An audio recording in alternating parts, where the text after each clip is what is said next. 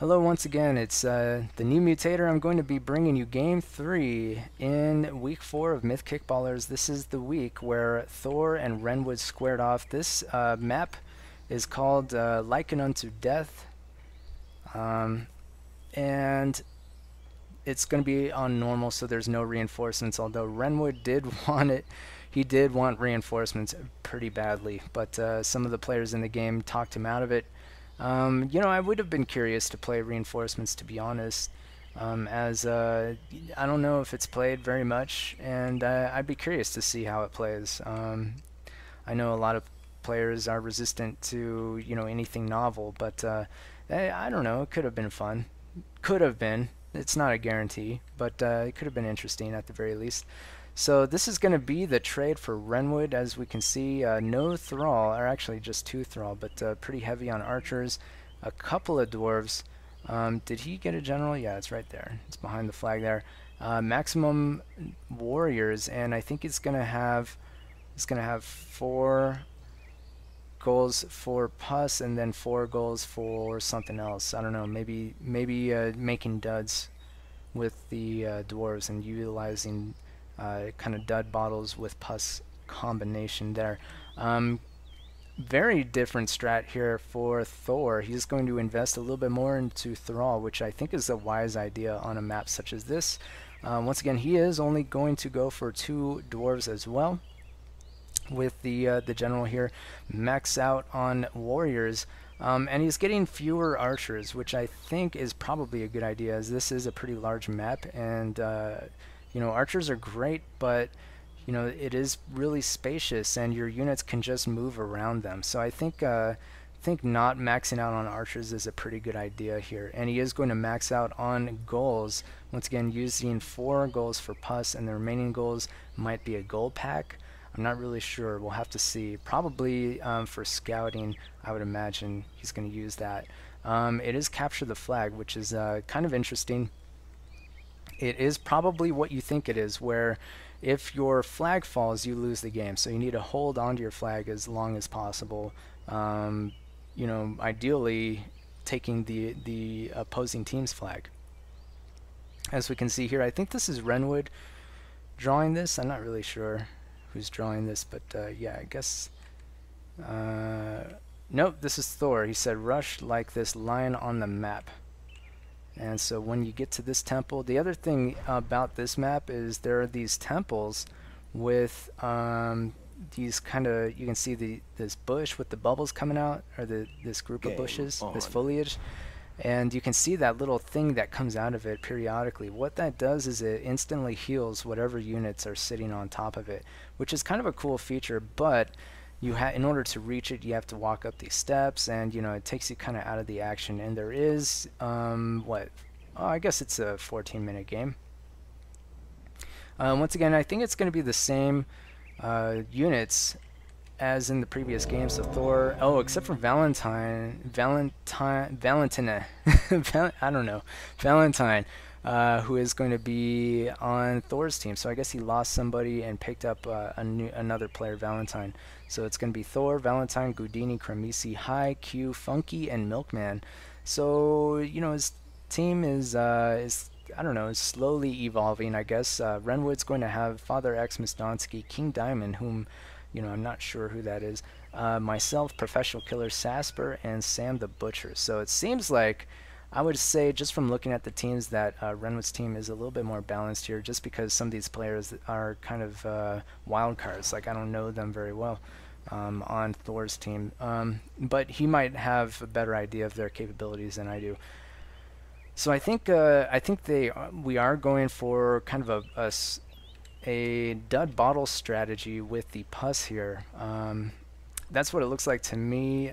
Myself and I believe Professional Killer, we're going to be flank buddies again, kind of moving into the north and then moving to the east, and maybe possibly headed to their flag.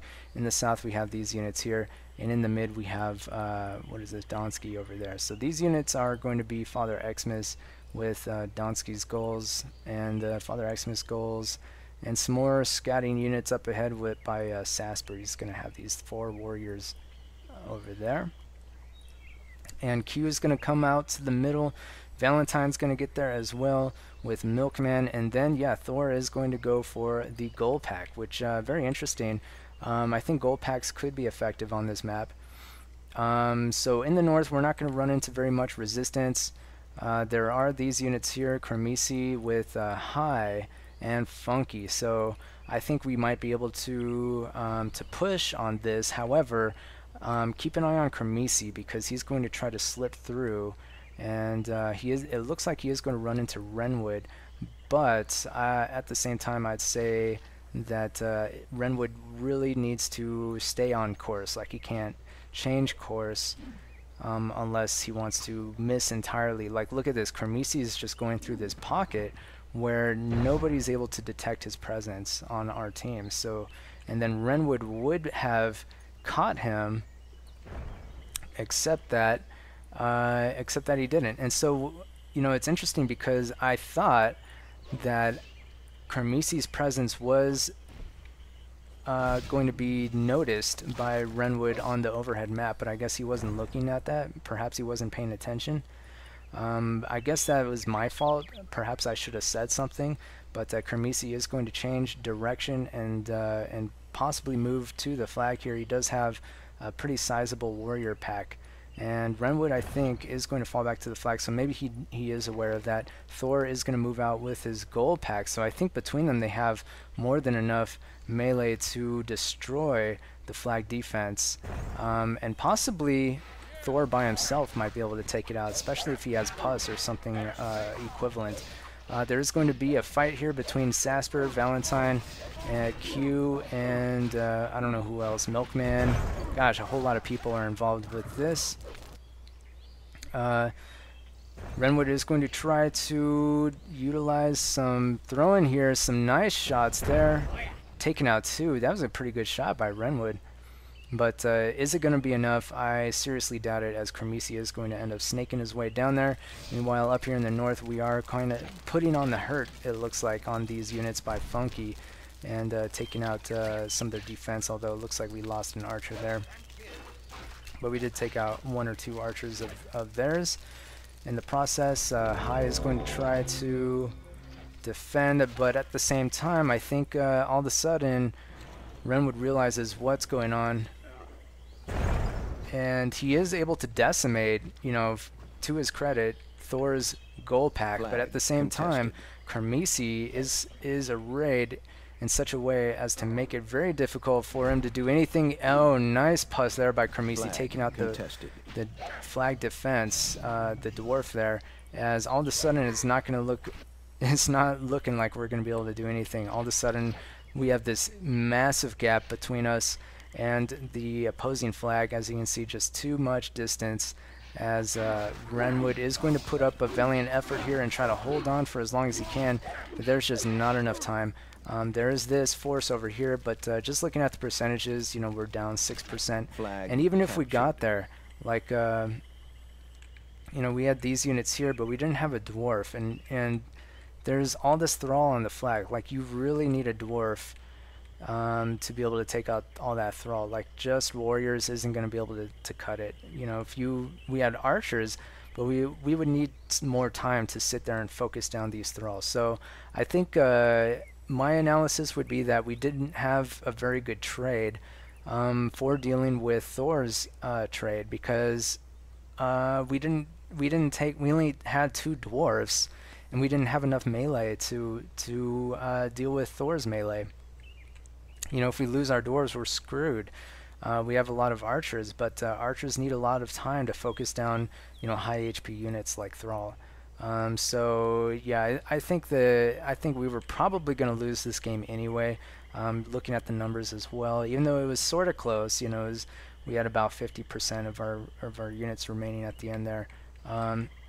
But yeah, I think we were just kind of, I don't want to say we were doomed from the start, because obviously it could have been conceivable for us to win, but I think we were kind of at a disadvantage. It was an uphill battle for us to be able to win this game. So let's look at some of these players on these teams. It looks as if Father Xmas actually managed to snatch damage for our team and kills with 6 kills and 33 damage. Renwood, he healed a lot of whites, so obviously his damage isn't going to be very high. And also, too, I'm not sure. One thing is that I'm interested in seeing is if damage is going to be calculated a little bit differently in 1.8, which, to my knowledge, is possibly going to be released like a I think a build, kind of a beta, public beta build will be released possibly soon. Although I don't know exactly what the timetable on that is. So it will be. I am curious to see if there are going to be any differences in how damage is calculated, because to my knowledge, a unit has to die for its damage to be factored in for the players to see. So I think that's how it is now, but I think that will be changed to be more accurate in the future, possibly. But that's something to look out for. In the meantime, for Thor's team, it looks as if Valentine had kills, although Cremisi with damage, as he was able to clean up that flag there, the flag defense. And so, yeah, I guess that's going to be it for Game 3. Thor's team is up 2-1 at this point, and all of a sudden it's looking like Renwood's team is kind of on the back foot here, as we need to win the next 2 games to take this series. So join us in game number 4. That's going to be coming up next. Team eliminated. Game over.